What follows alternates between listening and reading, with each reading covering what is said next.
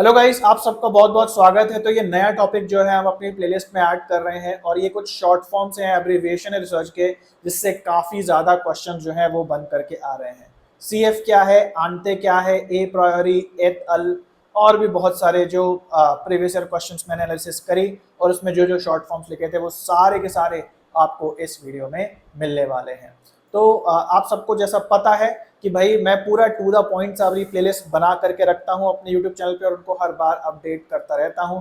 तो research aptitude में ये नया टॉपिक जो आया है इसको मैं ऐड कर रहा हूं और ये आप देख सकते हैं यूट्यूब पे फ्री में आपके लिए पूरी की पूरी ये प्लेलिस्ट अवेलेबल है। तो बिना किसी शुल्क के अगर आपकी रिसर्च एप्टीट्यूड कमज़ोर है तो उसको देख लो, फ्री में आप जो है रिसर्च एप्टीट्यूड में अच्छे हो सकते हैं। और काफ़ी बच्चों ने यहाँ पे देख लिया है और आपने अभी तक नहीं देखा है तो ज़रूर से देख लें, लिंक डिस्क्रिप्शन में है। और रिसर्च एप्टीट्यूड के अलावा भी ये सारे के सारे सेक्शंस जो हैं इस पे अलग अलग टू द पॉइंट अपडेटेड जो प्लेलिस्ट है वो बनी हुई है ना। तो चलिए गाइस आगे बढ़ते हैं और हम लोग इन शॉर्ट फॉर्म्स को समझते हैं, एब्रिविएशन को समझते हैं और किस प्रकार के क्वेश्चन आ रहे हैं इनको भी देखते हैं।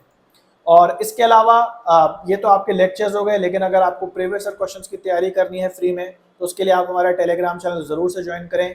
यहाँ बने बनाए मॉक टेस्ट नहीं, previous year original previous year questions जो है वो आपको दिए जाते हैं टेस्ट सीरीज के फॉर्म में। दिन में 2 बार आपका टेस्ट होता है, आराम से ज्वाइन करें, कोई शुल्क इसका भी नहीं है और बढ़िया से आपकी तैयारी हो जाएगी।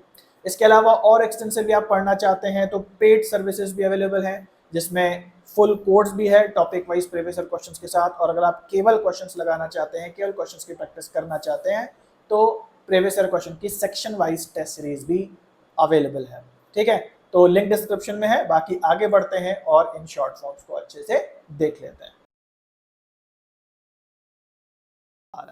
हम लोग बात करने वाले हैं कुछ शॉर्टकट्स की, कुछ शॉर्ट फॉर्म्स की, कुछ एब्रिविएशंस की जो रिसर्च पेपर में कुछ बड़ी बात को सिग्निफाई करने के लिए डाल दिए जाते हैं। तो भाई क्या होता है ना कि अगर रिसर्च पेपर में आप कोई बात जो बार बार बोली जा रही है और वो थोड़ी बड़ी बात है, 1-2 लाइन की बात है और बार बार बोली जा रही है, तो उसको बोलने की जगह टाइम खराब होगा, रीडर के पढ़ने का मन नहीं करेगा, इतना बड़ा हो जाएगा रिसर्च पेपर, तो कुछ चीजों को बहुत छोटा करके डाल देते हैं। वो शॉर्ट फॉर्म्स को यहाँ पे ध्यान से समझ लो। सबसे पहला शॉर्ट फॉर्म है ए प्रायोरी। ए प्रायोरी एक लैटिन फ्रेज है। ये जितने भी शॉर्टकट्स हैं सब लैटिन और ग्रीक, लैटिन से ही जनरली लिए गए हैं। जैसे हम लोग की भाषा है संस्कृत, तो कुछ अच्छे जो शब्द होते हैं हम लोग संस्कृत से उठा लेते हैं, वैसे इन लोग में मेडिकल टर्म्स और जो रिसर्च के भी टर्म्स हैं शॉर्टकट वाले, वो ये लोग लैटिन से उठा लेते हैं। तो इसका जो लिटरल मीनिंग है वो है व्हाट कम्स फर्स्ट। जब कोई ऐसा आर्गुमेंट पेश करना होता है रिसर्चर को जिसके लिए उसे कोई बहस या तर्क करने की जरूरत नहीं है, वो ऑलरेडी एक्सेप्टेड है सबके द्वारा, तो ऐसे आर्गुमेंट को, ऐसे इंफॉर्मेशन को ए प्रायोरी के साथ दिखाया जाता है, ए प्रायोरी बोला जाता है ना। तो जो सबके द्वारा एक्सेप्टेड नॉलेज होती है, रिसर्चर अपने आर्गुमेंट को सपोर्ट करने के लिए कोई ऐसी बात बोल रहा है जो ए प्रायोरी है। ए प्रायोरी मतलब वो सबको पता है कि ये तो सही होता ही है, सबके द्वारा एक्सेप्टेड है, तो ऐसी चीजों को ए प्रायोरी बोलते हैं। जैसे अगर मैं बोलूं कि it's freezing outside, you must be cold, कि बाहर बहुत ठंड है और तुम अभी अभी बाहर से आए हो तो तुम ठंडे हो चुके होगे। दिस इज एन आर्गुमेंट कि बाहर बहुत ठंड थी इसलिए मैं ठंडा हो गया, ये आर्गुमेंट है। अब ये आर्गुमेंट ए प्रायोरी है, क्यों? क्योंकि इस बात में कोई बहस नहीं है कि कोई बाहर ठंड है, कोई व्यक्ति बाहर से आ रहा हो और वो ठंडा ना हो। कोई ऐसा होगा जो इस बात से असहमत हो? कोई भी नहीं है। तो कोई भी बात जो कि वो सही है ही है ना, उसको हम कहते हैं ए प्रायोरी, जिसपे कोई बहस नहीं है भाई, कोई आर्गुमेंट उसके अगेंस्ट में नहीं है। अगला आता है सीएफ। सीएफ का हम यूज करते हैं कंपेयर, लैटिन एब्रिविएशन है, short for the Latin word confer. Confer का शॉर्ट फॉर्म है और इसको हम यूज करते हैं जब हम कंपेयर कराना चाहते हैं अपने काम को किसी और के काम के साथ। मान लीजिए कि मैं अपना काम लिख रहा हूं और मैं किसी दूसरे व्यक्ति ने जो रिसर्च पेपर लिखा है उसको कंपेयर करना चाहता हूं, साइड बाय साइड कॉन्ट्रास्ट दिखाना चाहता हूं कि देखो भाई उन्होंने जो काम करा उसमें ये है, मैंने जो काम करा इसमें ये है, कंपैरिजन करा रहा हूं किसी के साथ, तो उसके नाम के साथ मैं सीएफ शब्द का यूज कर सकता हूं कन्फर के लिए या कंपेयर के लिए, है ना। तो आपको बस यहाँ कंपेयर याद रखना है, बाकी क्वेश्चन आप देखेंगे तो इस शब्द, ये जो बोल्ड में लिखा है ना, उससे आपका मतलब जो है आंसर हो जाएगा, है ना। तो क्या लिखा है यहाँ पे? It is primarily used in footnotes और endnotes to direct readers to works that authors recommend referencing in comparison with the work at hand. तो क्या कह रहा है? जो फुटनोट होते हैं, फुटनोट अभी हम लोग आगे देखेंगे क्या होता है, नीचे छोटा सा टेक्स्ट लिखा रहता है हर पेज के नीचे, मतलब किसी किसी पेज के नीचे जो एडिशनल जानकारी होती है, तो उसमें कभी कभी CF लिखा होता है और किसी ऑथर का नाम लिखा होगा या किसी का वर्क का टाइटल लिखा होगा।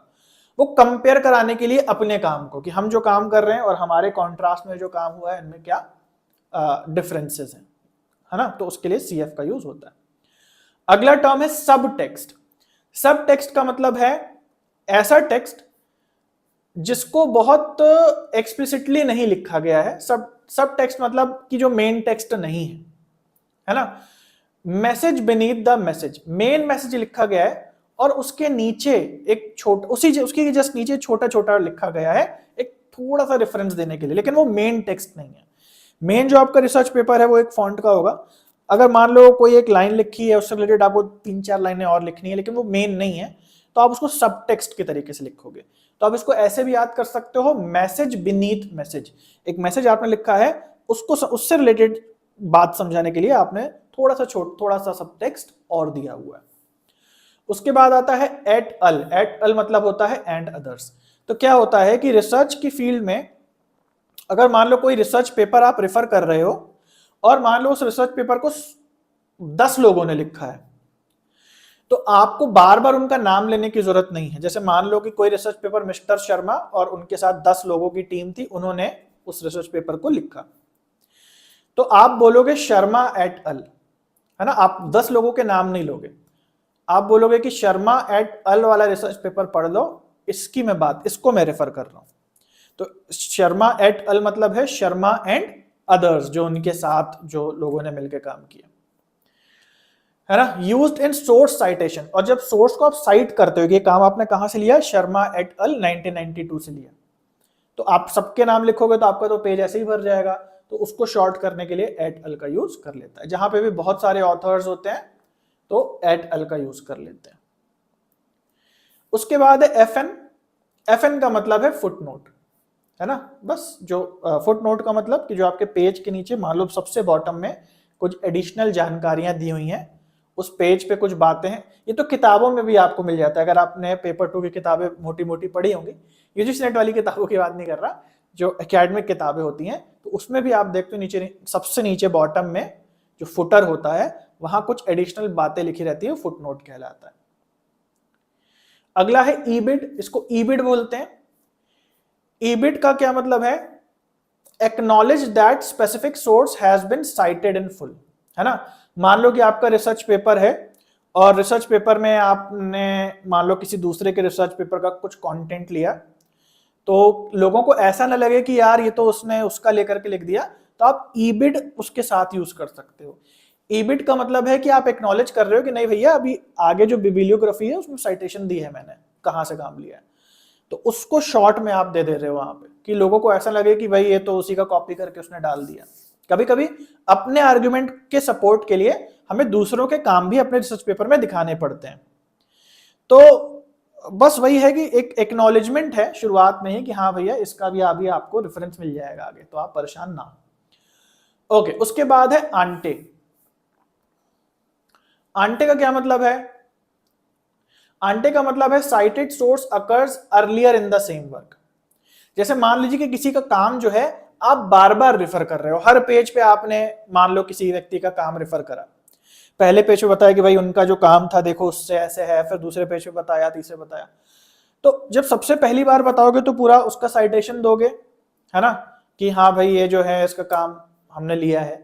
लेकिन अब जब बार बार आप उस व्यक्ति रिसर्चर का या उसके पेपर का नाम ले रहे हो, तो उसके साथ आप आंटे शब्द का यूज करोगे, जैसे समझ में रीडर को आ जाएगा कि नहीं पेपर में कहीं पहले उसने पहले ही मेंशन कर दी है ये बात। Cited source occur earlier in the same work, कि भैया इसी सेम काम में हमने इस चीज का जिक्र, इस राइटर का या इस ऑथर का जिक्र हमने पहले भी करके रखा है, तो उस प्रीवियस साइटेशन को बताने के लिए आंटे शब्द का यूज करते हैं। फिर है वीड या वाइड, जो भी आप इसको बोल लो। इसका मतलब क्या है, instruction in books tells the reader to refer to a particular source for more information. Vide का मतलब है कि ये बात लिखी है, अधिक जानकारी के लिए आप इन इस सोर्स को रेफर करें। तो किसी अधिक जानकारी के सोर्स को रेफर जब आप करते हैं तो आप वहां पे वाइड शॉर्ट हैंड का यूज करते हैं। इससे जुड़े हुए बहुत सारे क्वेश्चंस हैं, जरूर से नीचे topic wise previous year questions देख लेना और उन क्वेश्चंस को जरूर से लगा लेना। कुछ भी नहीं आए तो आस्क का बटन दबा के पूछ लेना। मिलते हैं अगले वीडियो में, तब तक के लिए सभी को बाय और take care. So guys, I hope कि आप लोगों को लेक्चर अच्छा लगा होगा और जो रीसेंट चीजें हैं जो आपको किसी किताब में नहीं मिलती हैं, ऐसे टॉपिक्स आज आपको समझने को मिले होंगे। मैं उम्मीद करता हूं जैसा भी आपका एक्सपीरियंस रहा हो कमेंट में लिख के जरूर से बताना।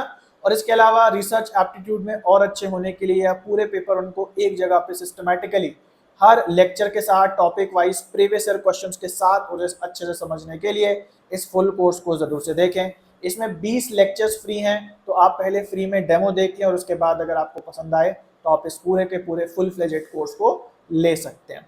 इसके अलावा प्रीवियस ईयर क्वेश्चन की टेस्ट सीरीज में भी 100 से ज्यादा क्वेश्चंस जो है वो आपके लिए फ्री हैं। अलग अलग सेक्शन के अलग अलग क्वेश्चंस की टेस्ट सीरीज आपको यहाँ पे मिलती है। इसको भी एक बार जरूर से चेकआउट करें, लिंक डिस्क्रिप्शन में दिए हैं। और अगर कुछ भी आपको और जानकारी चाहिए तो ये हमारा व्हाट्सएप नंबर है, इस पे आप पूछ लें कि आपको डेमो मटेरियल चाहिए, तो सारे के सारे लिंक और जो प्रोसीजर का वीडियो है वो आपको प्रोवाइड करा दिया जाएगा। तो चलिए गाइस, आज के लिए इतना है, मिलते हैं अगले वीडियो में, तब तक के लिए सभी को बाय और टेक केयर।